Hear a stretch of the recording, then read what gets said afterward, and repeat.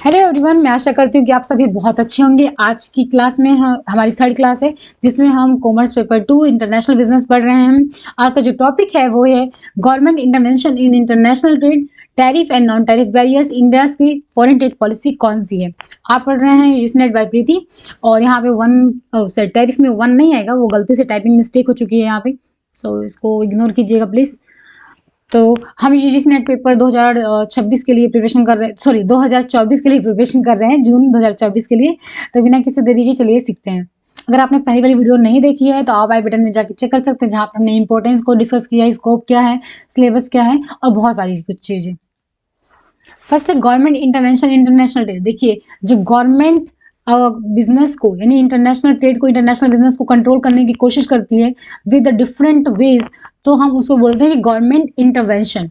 ठीक है, वो कई तरीकों से करती है, जिसमें से फर्स्ट है कि डिस्कस कर लेते हैं। Government intervention in the international trade refers to the actions that a government takes to influence और control the flow of goods and services across its border. यानी कि गवर्नमेंट कुछ ऐसे इन्फ्लुएंस रखती है गुड्स एंड सर्विसेज को control करने के लिए कि कंट्री के बाहर कैसे ट्रेड होगा।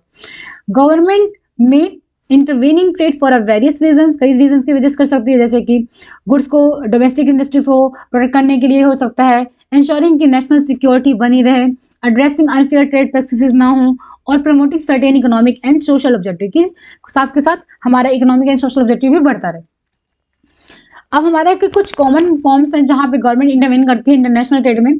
तो सबसे पहले है हमारा टैरिफ। टैरिफ क्या होता है? डायरेक्टली जब टैक्स के थ्रू गवर्नमेंट कंट्रोल करती है ट्रेड को, इंटरनेशनल बिजनेस को, तो हम उसको बेसिकली टैरिफ कहते हैं। जनरली इंडिया में कस्टम ड्यूटी हो गया, एक्साइज ड्यूटी हो गई, सारी चीज़ें अप्लाई की जाती हैं टैरिफ का टैक्स के थ्रू।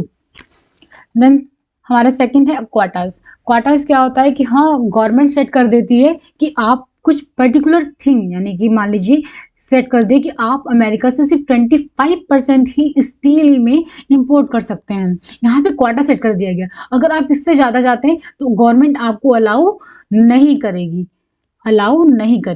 ठीक है, तो वो क्वाटा सिस्टम होता है। फिर थर्ड है सब्सिडीज। सब्सिडीज क्या होती है कि गवर्नमेंट एक्सपोर्ट को बढ़ाने के लिए जब कैश के रूप में हो सकता है या फिर टैक्स ब्रेक के रूप में एक्सपोर्टर्स को बेनिफिट देती है, तो ऐसे सिस्टम को क्या बोलते हैं? सब्सिडीज, ताकि एक्सपोर्ट्स ज़्यादा बढ़े और फॉरेन एक्सचेंज वैल्यू ज़्यादा हो। फिर हमारा फोर्थ है एक्सपोर्ट रिस्ट्रिक्शंस। एक्सपोर्ट रिस्ट्रिक्शंस मतलब अवेलेबिलिटी, यानी कि डोमेस्टिक मार्केट में किसी भी चीज़ की कमी ना हो। फॉर एग्जाम्पल, कई बार क्या होता है, जैसे जून में क्या हुआ था कि टोमेटोज और ऑनियन बहुत ही ज़्यादा हाई हो गया था, उनका प्राइस इतना हाई चला गया था कि हमारे डोमेस्टिक मार्केट में कमी पड़ने लगी थी, जिसकी वजह से कुछ समय के लिए सरकार रोक देती है उन प्रोडक्ट्स को कि आप अभी एक्सपोर्ट नहीं कर सकते। उसको बोलते हैं एक्सपोर्ट रिस्ट्रिक्शन, ताकि डोमेस्टिक मार्केट में उनकी कमी ना हो। ठीक है, तो उसको बोलते हैं एक्सपोर्ट रिस्ट्रिक्शंस। फिर है exchange rate policies. Exchange rate policies मतलब कि फॉरेन पॉलिसी में कुछ चेंजेस करके एक्सपोर्टर्स को बेनिफिट देना, ताकि वो इंटरनेशनल बिजनेस में जब एक्सपोर्ट करें तो उनको उसका बेनिफिट हो, लोकल इंडस्ट्रीज आगे बढ़े और डोमेस्टिक इंडस्ट्री पे मतलब कि ग्रोथ हो।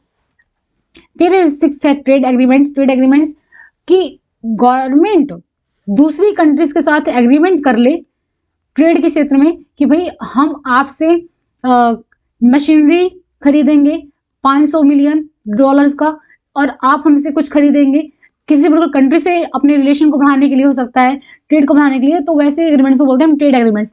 जैसे कि अभी मान लीजिए जापान के साथ हमारा हुआ 400 मिलियन का प्रोजेक्ट साइन हुआ कि भाई 400 मिलियन नेक्स्ट 5 ईयर्स में या फिर नेक्स्ट 2 ईयर्स में जापान हमारे रेलवे प्रोजेक्ट्स में या फिर इकोनॉमिक प्रोजेक्ट्स में लगाएगी। ठीक है, यहाँ पे जो 400 मिलियन लग रहे हैं वो बेसिकली ट्रेड एग्रीमेंट हुआ है ना, कि आप लगाओगे, यहाँ से जो रेवेन्यू कमाओगे आप ले सकते हो। ट्रेड एग्रीमेंट्स वो एक्सपोर्ट इंपोर्ट में डायरेक्टली भी हो सकता है और इनडायरेक्टली भी हो सकता है। फिर हमारा ट्रेड बैरियर्स। देखिए, ट्रेड बैरियर्स जब गवर्नमेंट डायरेक्टली ट्रेड पे कंट्रोल ना लेकर इनडायरेक्टली करे। इनडायरेक्टली किस तरह से कर सकती है? इनडायरेक्टली लाइसेंसिंग के थ्रू कर सकती है कि भाई लाइसेंसिंग सिस्टम लगा दे, टेक्नोलॉजिकल टर्म ला दे कि भैया आप इतने तक एलिजिबल हो गए, हेल्थ रिलेटेड कुछ डाल दे कि आप इतना इंग्रेडिएंट डालोगे तभी आप कर सकते हो। तो ये कुछ ऐसे बैरियर्स हैं जो इनडायरेक्टली अप्लाई की जा रही है कि आप एलिजिबल ही ना हो पाओ हमारे साथ ट्रेड करने के लिए, इंपोर्ट करने के लिए ना हो पाओ, तो ऐसे बैरियर्स को क्या बोलते हैं? Trade barriers. फिर है anti dumping duty. Anti dumping measures क्या होता है कि अगर कई बार क्या होता है कि कंट्रीज अपने प्रोडक्ट्स को ज़्यादा एक्सपोर्ट करने के लिए प्राइस को बहुत ही कम कर देते हैं, और वहाँ की जो लोकल इंडस्ट्रीज होती हैं वो उतने प्राइस पे नहीं बेच पाती, जिसकी वजह से लोकल इंडस्ट्री धीरे धीरे खत्म हो जाती हैं और उनकी इंपोर्टेड गुड्स की मोनोपोली हो जाती है।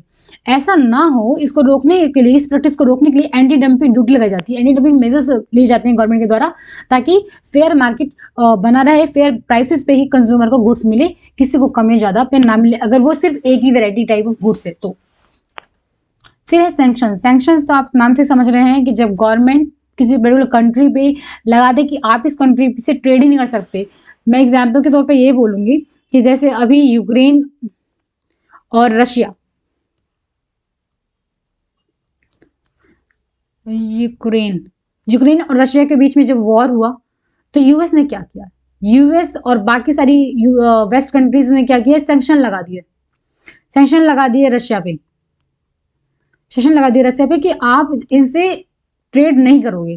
तो इस केस में क्या होगा? सैंक्शन लगा दिया, गवर्नमेंट ने इंटरवेन किया ट्रेड में, फॉरेन मार्केट में, तो उसको बोलते हैं सैंक्शन।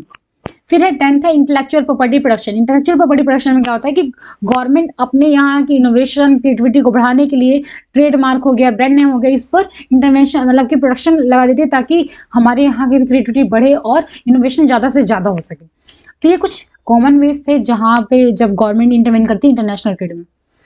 फिर हम पढ़ेंगे टैरिफ बैरियर्स। देखिए बैरियर्स में जो हमने अभी पढ़ा गवर्नमेंट इंटरवेंशन, उसमें टैरिफ भी थे और नॉन टैरिफ भी थे।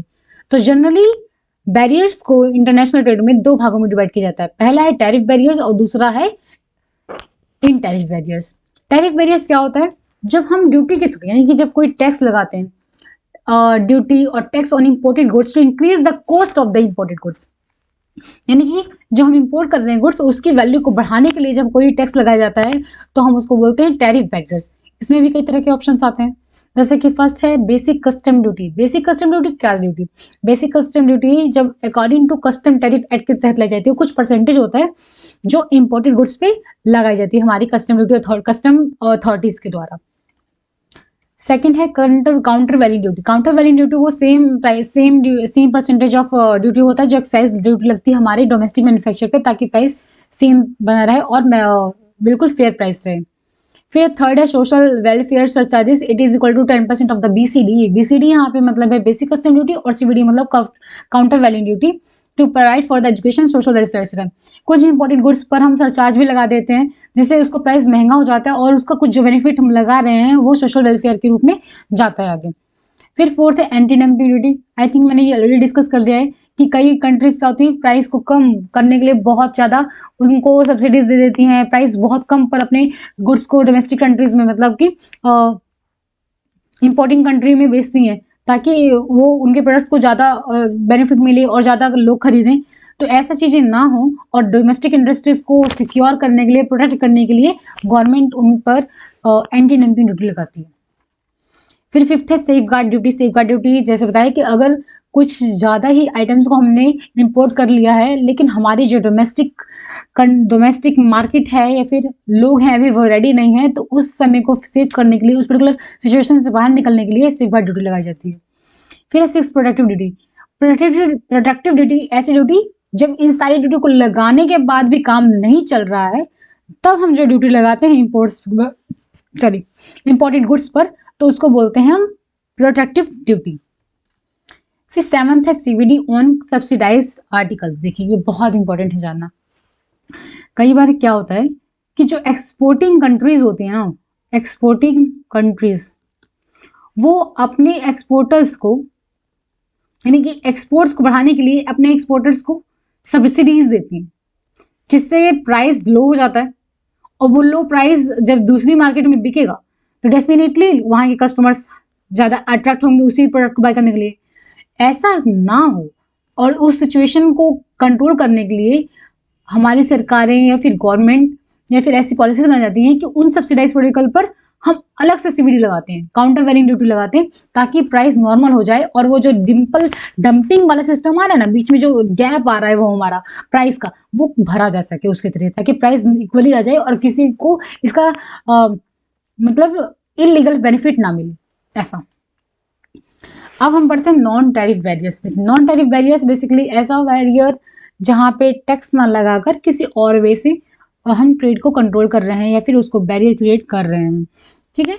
तो यहाँ पे ऊपर भी यही लिखा है कि trade is restricted without the imposing a duty, then it is called a non tariff barrier. जहाँ पे हम टैरिफ नहीं लगा रहे हैं तो उसको नॉन टैरिफ बैरियर बोलेंगे। उसमें सबसे पहले आता है कोटा। कोटा भी 4 तरह के होता है, जिसमें होता है फर्स्ट बायलैटरल कोटा, सेकंड है मिक्सिंग कोटा, थर्ड है यूनिलेटरल क्वाटा एंड फोर्थ है टैरिफ क्वाटा। देखिए बायलैटरल क्वाटा जो 2 कंट्रीज म्यूचुअली एग्री होती हैं, फॉर एग्जांपल कंट्री हमारी इजिप्ट हो गई, ठीक है, मान लीजिए इजिप्ट है, इजिप्ट समझ लीजिए इटली, इटली है, मान लीजिए ये इटली है और ये हमारा दिल्ली है, ठीक है, यानी कि इंडिया का,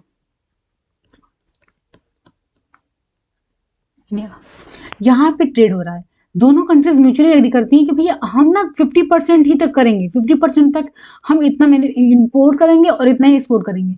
जब म्यूचुअली डिसाइड होता है क्वाटा को, तो हम उसको बोलते हैं बायलैटरल क्वाटा।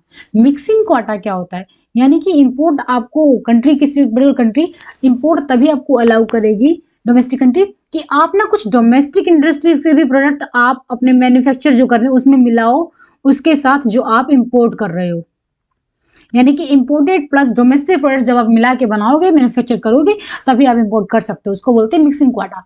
यूनिलेटरल क्वाटा क्या होता है, यूनिलेटरल क्वाटा ऐसा क्वाटा जहां पे जो इंपोर्टिंग कंट्रीज है वो without giving prior information to the exporting country कुछ क्वाटा सेट कर देती है और उस क्वाटा को फॉलो करना होता है अगर आपको अपना प्रोडक्ट बेचना है तो, वैसे क्वाटा को बोलते हैं यूनिलेटरल क्वाटा। टैरिफ क्वाटा क्या होता है, टैरिफ क्वाटा मैंने ऑलरेडी डिस्कस कर लिया। टैरिफ क्वाटा बेसिकली देखिए 2 तरह से काम करता है। टैरिफ क्वाटा कहता है कि कुछ परसेंटेज ऑफ क्वाटा में आपको बहुत कम नॉमिनल टैक्स देना पड़ेगा, लेकिन अगर उसके पार गया तो आपको बहुत ही हाई चार्ज देना पड़ेगा। जैसे कि मान लीजिए कि हमें चाइना से टेक्नोलॉजिकल इक्विपमेंट लेने हैं, टेक्नोलॉजी में वैसे लैपटॉप लेना है मान लीजिए, तो अगर आपने लैपटॉप में बेसिकली जो सिलिकॉन चिप होती है ना, चिप की बात करते हैं कि अगर लैपटॉप नहीं, अगर आप चाइना से जो चिप ले रहे हैं, ठीक है, वो सिर्फ 25% तक क्वांटिटी में है, देन इट इज अवेलेबल। लेकिन अगर आपने जैसे ही 25% से ज्यादा क्रॉस किया, यानी 25% से ज्यादा इंपोर्ट किया, तो आप पर सीधा ड्यूटी लग जाएगी 75%। तो ये जो चार्जेस है ना कि पहले कुछ समय तो बिल्कुल नॉर्मल रहेगा और बाद में चाइना से बिल्कुल बढ़ा देंगे अगर वो काटा पूरा हो गया, तो वैसे क्वाटा को बोलते हैं टैरिफ क्वाटा, टैक्स के बेसिस पर क्वाटा। फिर है लाइसेंसिंग सिस्टम। लाइसेंसिंग सिस्टम कहता है कि कुछ ही कंट्रीज को, यानी कुछ ही एक्सपोर्टर्स को या फिर कुछ ही इंपॉर्टेंस को, इम्पोर्टर्स को ये हक होगा कि वो प्रोडक्ट को वहां से ले सके, दूसरी कंट्री से ले सके, और उनको किसके बेसिस पे किया जाएगा, लाइसेंसिंग पे, और आपको लाइसेंस लेना पड़ेगा, लाइसेंस के बेसिस पर ही आप इंपोर्ट करने के काबिल बन पाएंगे, इंपोर्ट कर पाएंगे किसी और कंट्री से। और वह जनरली सिंपल सी बात है, बहुत ही कम लोगों को लाइसेंस दिया जाता है, तो एक तरफ से ये एक नॉन टैरिफ बैरियर से जो लगाया जाता है। फिर थर्ड है एम्बार्गो। एम्बार्गो जैसे नाम से समझ में आ रहा है कि जब कंट्री किसी पर्टिकुलर कंट्री पे रोक लगा देती है कि आपको वहां से ट्रेड नहीं करना, वहां से चीजें नहीं खरीदना, बैन लगा देती है ऑफिशियली, तो हम उसको बोलते हैं एम्बार्गो। फोर्थ है टेक्निकल रेगुलेशन। देखिए टेक्निकल, तो बेसिकली हमने पढ़ा था, क्वाटा पढ़ लिया था, बायलैटरल पढ़ा था, मिक्सिंग पढ़ा था, यूनिलेटरल, टैरिफ, लाइसेंसिंग, एम्बार्गो। हम पढ़ रहे थे टेक्निकल रेगुलेशन। देखिए टेक्निकल रेगुलेशन में क्या होता है कि गवर्नमेंट आपको बोलती है कि आपको कुछ सर्टिफिकेट लेना पड़ेगा, कुछ टेस्ट से गुजरना पड़ेगा, अगर आप टेस्ट को क्वालिफाई कर लेंगे तभी आप उस पर्टिकुलर प्रोडक्ट को ही इंपोर्ट कर सकते हैं। तो वैसे ही रेगुलेशन को क्या बोलते हैं, टेक्निकल रेगुलेशंस बोलते हैं। फिफ्थ है हमारा बाय लोकल। सिंपली गवर्नमेंट लगा देती है नॉन टैरिफ बैरियर्स कि आप ना पहले लोकल से लो, लोकल से नहीं कि डोमेस्टिक कंट्री से, आप अपनी डोमेस्टिक कंट्री से क्यों नहीं मैन्युफैक्चर करते, क्यों नहीं गुड्स लेते, तो ये उनका एक नॉर्मल वे होता है। तो हमने अभी तक पढ़ा tariff barriers and non tariff barriers. अब हम पढ़ेंगे आगे कि new Indian foreign trade policy 2023 क्या है हमारी। देखिए, फॉरेन डायरेक्ट पॉलिसी पहले 2015 से लेकर 2020 तक ही अपनाई गई थी, लेकिन उसके बाद पॉलिसी अभी तक आ नहीं रही थी। 2023 में 31 मार्च आई गेस, अगर मैं ठीक हूँ तो 31 मार्च को नई ट्रेड पॉलिसी पीयूष गोयल के द्वारा, जो कि हमारे commerce and trade industry minister हैं, उनके द्वारा लॉन्च की गई थी 2023 में। और अभी तक कोई नई ट्रेड पॉलिसी नहीं है, तो मैं 2023 की ही डिस्कस करूँगी क्योंकि अभी ये रिसेंट है। और इसमें क्या-क्या मेजर पॉइंट्स होने वाले हैं वो डिस्कस करेंगे। ठीक है, तो फर्स्ट है इसमें 4 पिलर्स की बात कर डिस्कस किया गया है। फर्स्ट 4 पिलर्स में कौन से? Incentive to remission, the second is export promotion through collaboration, और थर्ड है ease of doing business, reduction in transaction cost and initiatives, emerging areas, e-commerce, developing districts as export hubs and streamlining SCOMET policy. SCOMET क्या होता है हम आगे जानेंगे। ठीक है, तो चलिए सीखते हैं। इंसेंटिव टू रिमिशन, रिमिशन, ये सारी चीज़ें हम आगे जानेंगे। अब बताइए इसका 2023 या फिर फॉरेन ट्रेड पॉलिसी का ऑब्जेक्टिव क्या था। तो देखिए इसमें था कि foreign trade policy 2023 aims to process the re-engineering and automation of to facilitate ease of doing business for exporters. It also focus on emerging areas like dual use high and technology items under SCOMET, facilitating e-commerce export, collaborating with the states and district for export promotion। तो foreign trade policy का basically रहता है इसका M है कि ज़्यादातर हम online के थ्रू हो जाए, यानी कि हमारा जो प्रोसेस है वो ऑनलाइन हो जाए, एडवांस हो जाए, हम कोलैबोरेट करें स्टेट के साथ, डिस्ट्रिक्ट्स के साथ, अपने एक्सपोर्ट्स को बढ़ाने के लिए ई कॉमर्स पे ज़्यादा फोकस करें। इसकोमेट पॉलिसी के द्वारा हम अपने रिलेशन सही करें इस प्रोडक्ट्स के द्वारा, और जैसे हम हेल्प कर सकते हैं हम करना कर सकें। तो ये एक ऑब्जेक्टिव था। फिर था न्यू फॉरेन ट्रेड पॉलिसी है introduce A one time amnesty scheme for the exporters. तो अभी क्या है एमनेस्टी स्कीम, आप सोच रहे होंगे क्या होती है, तो मैं इसको आगे डिस्कस करूंगी जो कि लास्ट में है कि एमनेस्टी स्कीम क्या होती है। तो एमनेस्टी स्कीम भी लॉन्च कर दी गई है गवर्नमेंट के द्वारा फॉर इंक्रीजिंग और boost the confidence of the और solving the disputes among them among exporters. फिर है the foreign trade policy 2023 encourage recognition of a new town through town of export excellence scheme and exports through status holder scheme. The foreign trade policy 2023 is facilitating exports by streamlining the popular advance authorization and EPCG schemes, enabling merchandising trade for India, lose the old pending authorization and start afresh। यानी कि EPCG scheme हो गई और जो हमारा स्कोमेट हो गया, amnesty scheme हो गई, उसके तहत क्या हुआ कि जो पुराने पेंडिंग्स हैं एक्सपोर्टर्स के उसको खत्म किए जाएंगे, नए सिरे से स्टार्ट किया जाएगा। एक्सपोर्ट्स को बढ़ाने के लिए ईपीसीजी यानी कि कैपिटल के बेस पे जो गुड्स होंगे उनको कैसे बढ़ाया जाएगा, टाउन पे कैसे फोकस करके हम एक्सपोर्ट को बढ़ाएंगे, सब देखेंगे आगे। उससे पहले कुछ देख लेते हैं कि कुछ रिमार्क्स मतलब कुछ टिप्पणियां की गई थी पीयूष गोयल अपने मिनिस्टर के द्वारा जो बोला गया था फॉरेन ट्रेड पॉलिसी में। तो फर्स्ट है कि foreign trade policy seeks to take in India's exports to $2 trillion by 2030। ये दिखाया कि हमारा जो फॉरेन ट्रेड पॉलिसी बनाई गई है वो इस वे में बनाई गई है कि कम से कम जो हमारा इंडिया का ट्रेड है वो $2 ट्रिलियन पहुंच जाए 2030 तक। फिर दूसरा बताइए कि फॉरेन ट्रेड पॉलिसी 2023 जो है वो डायनेमिक है and open ended policy that will accommodate and emerging needs. मतलब कि 2023 की जो पॉलिसी आई है वो ओपन एंडेड है, यानी कि जैसे भी चेंज होते जाएंगे, कुछ नए चेंजेस आएंगे, कुछ नए डेवलपमेंट्स आएंगे तो उसमें ऐड होते जाएंगे, हम उस पॉलिसी में ऐड कर देंगे। फिर है India's overall export and including services and merchandise exports has already crossed $750 billion and is expected to cross $760 billion this year। तो उन्होंने ये भी बताया कि 2023 में जो कि फाइनेंशियल अभी चल रहा है 2024 तक चलेगा, मार्च 31 मार्च 2024 तक, कह रहे $750 बिलियन तो उसने क्रॉस कर लिया है। और हमारा अनुमान है कि हम $760 बिलियन और क्रॉस कर सकते हैं इस साल, यानी कि जो चल रहा है। ये सब कहा गया है हमारे श्री पीयूष गोयल मिनिस्टर जी के द्वारा। फिर है फोर्थ पिलर ऑफ एफटीपी के बारे में डिस्कस किया है कि इंसेंटिव कैसे करेंगे रिमिशन के लिए, एक्सपोर्ट प्रमोशन क्या थ्रू करेंगे, कोलैबोरेशन के through, ease of doing business करेंगे एंड इमर्जिंग एरियाज कौन कौन से हैं जिसपे हमें ध्यान देने की जरूरत है, ये सब चीज़ों को डिस्कस किया गया। अब है कि process of free engineering and automation. देखिए the process of free engineering and automation पे ज़्यादा फोकस किस लिए किया जा रहा है, क्योंकि जैसे जैसे हम आगे की ओर बढ़ रहे हैं वहाँ पे टेक्नोलॉजी एक बहुत इंपॉर्टेंट रोल प्ले कर रही है, राइट। तो वहीं पे दिखाया है कि the greater faith in being reposed on exporters through automated IT systems with the risk management system for various approvals in the new foreign trade policy. उन्होंने बताया कि एक्सपोर्टर्स को जो भी जरूरत पड़ेगी वो ज़्यादा से ज़्यादा हम उसको रिस्क को मैनेज करते हुए हम चाहेंगे कि जो अप्रूवल होगा वो ऑनलाइन के थ्रू हो, यानी कि आईटी सिस्टम्स के थ्रू हो, और जिससे प्रोसेस भी काफ़ी फास्ट हो सके। फिर foreign trade policy 2023 codifies implementation mechanism in a paperless online environment, building on the earlier use of doing business initiative. Reduction on the fee structure and IT based schemes will make it easier to MSCs and other access to export benefits. यानी कि access export benefit को access करने के लिए ये जो सारे schemes ले जा रहे हैं, जैसे कि एमएसएमईज को इनिशिएटिव दिया जाएगा, आईटी बेस्ड स्कीम्स दी जाएंगी, आईटी बेस्ड स्कीम्स प्रोवाइड की जाएंगी, ईज ऑफ डूइंग बिजनेस को इंक्रीज किया जाएगा। ये सारी पॉलिसीज के जिक्र किए जाते हैं इस इंडियन फॉरेन ट्रेड पॉलिसी में। ड्यूटी एग्जाम्पशन स्कीम्स के बारे में बात की गई कि export production will now be implemented through regional office के थ्रू किया जाएगा in a rule based IT system environment and eliminating the need for the manual interface. अभी तक क्या होता था कि हर एक एक्टिविटी जो होती थी वो मैनुअली की जाती थी, जिसकी वजह से कहीं ना कहीं डिस्क्रिमिनेंसीज पाई जाती थी। तो आप क्या कह रहे हैं कि जो भी ड्यूटी होगी, एग्जाम्पशन स्कीम्स होंगी, वो एक्सपोर्ट से रिलेटेड वो कहीं ना कहीं रीजनल ऑफिस जो आईटी पे बेस्ड है उससे के थ्रू की जाएंगी as compare to manual interface जो पहले किया जाता था। फिर है recognition of sector. Recognition of exporters में क्या है कि जो एक्सपोर्टर्स बहुत अच्छा काम कर रहे हैं उनको सरकार ट्रेनिंग प्रोवाइड की जाएगी, उनको एक्सपर्ट्स स्पेशल बेनिफिट दिया जाएगा। देखिए मैं बता दूं कि मैं ज़्यादा डिटेल में फॉरेन ट्रेड पॉलिसी 2023 को डिस्कस नहीं कर रही हूँ। आपको अगर ज़्यादा डिटेल में पढ़ना है तो आप जा सकते हैं, मैं सिर्फ एक आउटलाइनिंग दे रही हूँ। अगर आपको पढ़ना है तो मैं इसकी वेबसाइट की लिंक दे दूंगी जहाँ पे आप पीआईबी पे पढ़ सकते हैं, क्योंकि मैंने पीआईबी से ही सारे डाटा लिया है।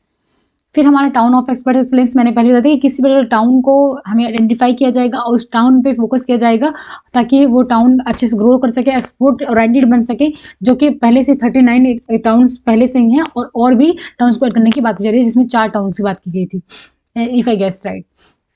फिर है promoting exports from the districts. जो छोटे छोटे डिस्ट्रिक्ट्स हैं वहाँ पे भी एक्सपोर्ट ओरिएंटेड उसको बनाया जा रहा है कि किसी एक डिस्ट्रिक्ट में किसी एक प्रोडक्ट को ही इतना अच्छा बना लिया जाए कि वो एक्सपोर्ट करने लायक बन जाए। तो ऐसी स्कीम से भी काम किया जा रहा है एक्सपोर्ट्स को बढ़ाने के लिए। फिर है स्ट्रीमलाइनिंग एस्कोमेट पॉलिसी। देखो अभी एस्कोमेट पॉलिसी क्या था, इसको डिस्कस कर लेते हैं। India is placing more emphasis on the export control. Export control पे ज़्यादा फोकस कर रही है। Regime as its integration with the export control regime countries strengthens, यानी कि जैसे जैसे उसकी जो रिजीम है बाहरी कंट्री से इम्प्रूव हो रही है या फिर बाहर कंट्री से मजबूत हो रही है, वो एक्सपोर्ट कंट्रोल पे ज़्यादा फोकस कर रही है। There is a wider outreach, मतलब कि पहुंच है, एंड अंडरस्टैंडिंग, यानी कि अंडरस्टैंडिंग की बहुत ही समझ है किसको लेकर, स्कोमेट को लेकर। स्कोमेट का देखो फुल फॉर्म क्या है, special chemical organism material equipment and technology, यानी कि सारी चीज़ें इसमें इंक्लूड है। स्पेशल केमिकल्स हो गए, उसमें ऑर्गेनिज्म हो गए, मटेरियल हो गया, इंक्लूड इक्विपमेंट हो गया और टेक्नोलॉजी हो गया, among stakeholders. And the policy regime is being made more robust मतलब यहाँ पे स्ट्रॉन्ग और स्ट्रॉन्ग बनाया जाएगा to implement the international activities and agreement into by the India. यानी कि इंडिया के द्वारा जितने एमओयू साइन किए जा रहे हैं, ट्रेड एग्रीमेंट साइन किए जा रहे हैं, वो बहुत अच्छे से इम्प्लीमेंट हो सके और अच्छे से उनका काम किया जा सके, ये सब चीज़ को ध्यान में रखते हुए हमारी स्कोमेट पॉलिसी को लाया गया है। फिर एक facilitation under export promotion of capital goods कौन सा है, देखिए EPCG export promotion of capital goods. Export promotion of capital goods इसका फुल शॉर्ट फॉर्म है EPCG। आप ध्यान रखिएगा क्योंकि कई बार पेपर में सिर्फ फुल फॉर्म के बेसिस पे भी आ जाता है। Which allows imports of capital goods at zero custom duty for export production is being further rationalised, यानी कि कुछ प्रोडक्ट्स पे हम 0% कस्टम ड्यूटी लगाएंगे अगर वो हो रहा है। वो इसमें कुछ डेयरी प्रोडक्ट्स की भी बात की गई थी, डेयरी सेक्टर की भी बात की गई थी, एंड ई मित्रा की भी बात की गई थी EPCG में। आप डिटेल में पढ़ लीजिएगा, एक बार देख लीजिएगा एग्जाम्स के पहले। फिर है facilitation under advance authorization scheme. Facilitation under advance authorization में क्या आएगा कि advance authorization of a scheme accessed by the DTA units provides duty free imports of raw materials for manufacturing exports items and is placed to another footing of to the EOU and says मतलब ये special economic zones हो गए। However, the DTA unit has the flexibility to work both for domestic as well export in unit production units based on the interaction with the industry and export promotion council. Certain facilitation provisions have been added in the present FTP। कुछ नए provisions add किए गए हैं foreign trade policy में advance authorization scheme को लेकर, और जिसमें DTA भी बनाया गया। DTA में बेसिकली स्पेशल इकोनॉमिक जोन से रिलेटेड और बाकी फ्लेक्सिबिलिटी को दिया जाएगा, जो कि हमारे यहाँ के देश के तो इम्पोर्टेंस पे काम करेगा, यानी कि जो रिटेलर्स हैं, जो ट्रेडर्स हैं, उनके लिए तो काम करेगा, साथ में फॉरेन के लिए भी काम करेगा। यही आई थिंक बोला है कि promoters council certain facilities position have been added in the foreign policy. ठीक है, domestic as well as export production, दो पे काम करेगा। फिर है special advance authorization scheme extended to export of apparel and clothing sector under para 4.07 of HBP on self declaration and basis of the facilitation from execution of the export orders norms will be fixed within a time frame। तो यहाँ पे बताया गया clothing sector के बारे में।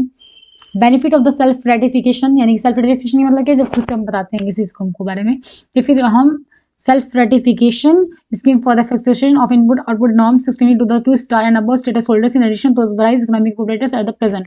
यानी कि जो 2 से या 2 से ज़्यादा स्टार होल्डर हैं उनको इस स्कीम का बेनिफिट मिल सकता है। फिर है facilitation of e commerce exports. जैसा आपको पता है कि हमारा जो ई कॉमर्स है बहुत ही आगे दिन ब दिन बढ़ रहा है, उसका जो ग्रोथ हो रही है बहुत ही हाई हो रही है। तो इस बात पे हमारे जो मिनिस्टर हैं उन्होंने भी दिखाया है कि हमें अपनी न्यू पॉलिसी, एक नई अलग पॉलिसी बनाने की ज़रूरत है जो कि कॉमर्स एक्सपोर्ट्स पर या फिर कॉमर्स मार्केट पे बेस्ड हो, कि किस तरीके से हम उसका पॉलिसी बना सकते हैं। क्योंकि जो ट्रेडिशनल हमारा ट्रेड है या फिर फिजिकल ट्रेड है उससे क्वाइट डिफरेंट है, क्वाइट डिफरेंट है e commerce trade.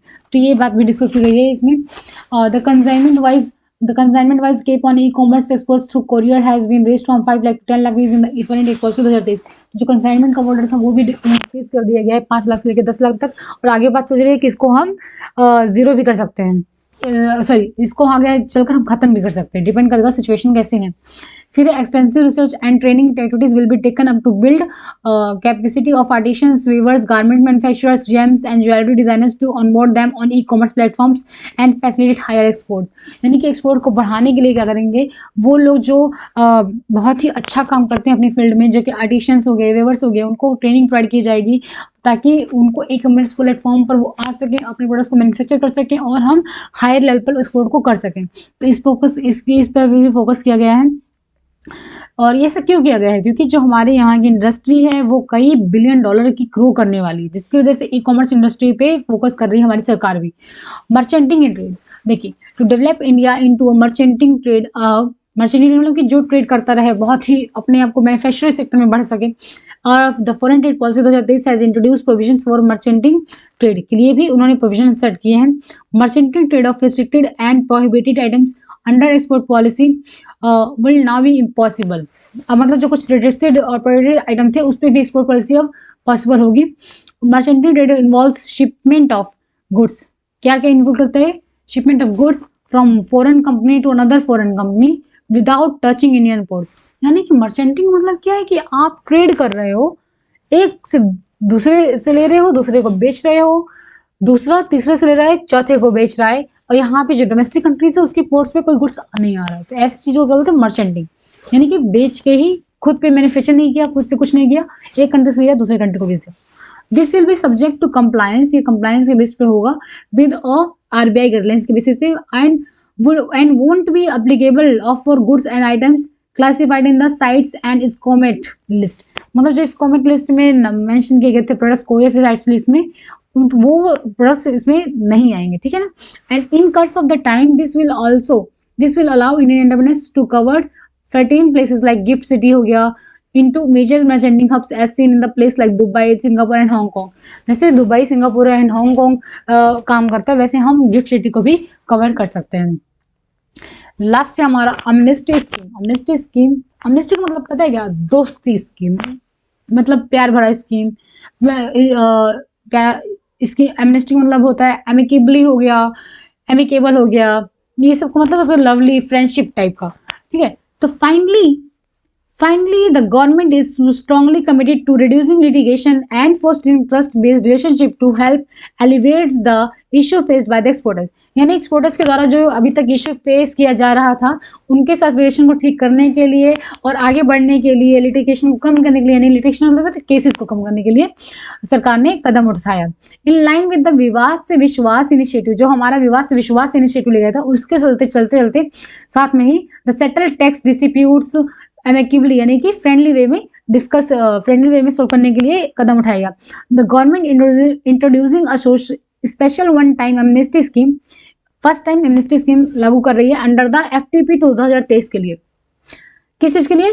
To address default of export obligation, यानी कि एक्सपोर्ट ऑब्लिगेशन पे जो आपका था उसको कम करने के लिए या फिर खत्म करने के लिए एमनेस्टी स्कीम को पहली बार लागू किया जा रहा है, one time. The scheme is intended to provide relief to exporters who have been unable to meet their obligation under EPCG, यानी कि जो EPCG स्कीम के तहत उनकी ऑब्लिगेशन थी फुलफिल नहीं कर पा रहे थे, उनके लिए एंड एडवांस ऑथराइजेशन की नहीं कर पा रहे थे। Who are burdened by high duty, जो हाई ड्यूटी से ज्यादा परेशान थे, and interest courts associated with the pending cases के साथ पड़ा था उनका।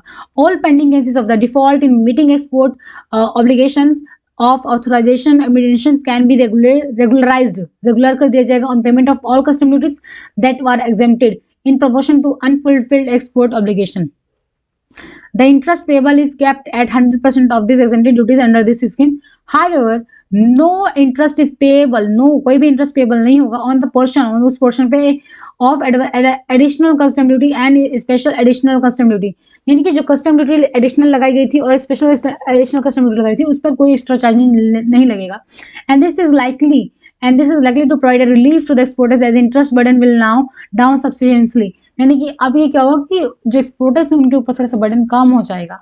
इट इज होप्ड, ये आशा की जाती है कि that this amnesty will give this माफी, या फिर आप एमनेस्टी मतलब क्या था, पार्डन कर देना, एमनेस्टी दे देना, माफी दे देना, ऐसा कुछ, exporter as a fresh start and opportunity to come and to in compliance, यानी कि ये जो फ्रेंडली जेस्चर है, यानी कि जो उनको थोड़ा सा राहत है, हेल्प करेगा, अपॉर्चुनिटी मतलब अपॉर्चुनिटी देगा, अवसर देगा दोबारा से काम करने का और नया फ्रेश स्टार्ट करने का। तो आई होप आपको समझ में आया होगा। आज की टॉपिक थोड़ा डिफिकल्ट लगा मुझे समझाने में, एंड आई होप मैंने ट्राई किया अपना, आपको समझ में आया होगा। अगर आपको नहीं समझ में आया है तो आप और रीड भी कर सकते हो, क्योंकि ये जो फॉरेन ट्रेड पॉलिसी है पूरी डिटेल में दे रखी है PIB इंडिया पे। मैं इसकी लिंक भी आपको प्रोवाइड कर दूंगी डिस्क्रिप्शन बॉक्स में। So for the time being, thanks for watching and have a good day and happy learning.